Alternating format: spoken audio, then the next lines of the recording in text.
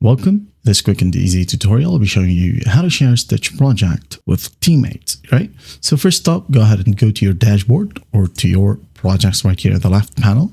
And once done, go ahead and select the specific project which you wanted to share. For example, I have here the crypto dashboard. I'm just going to click on it, wait for it to load. And once it loads, as you can see here at the top right, we have the share function. Okay, so just click on it.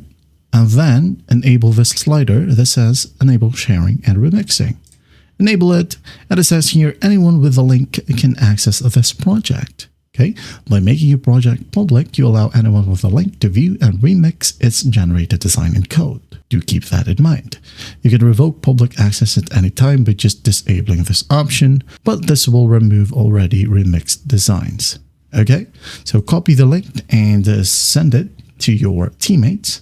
Let's say I'm going to go ahead and open up another browser right here with a different user. All right. Now, I'm going to paste this link. Wait for it to load.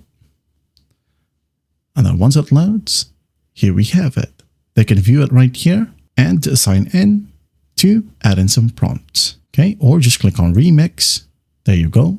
And add in their own prompts.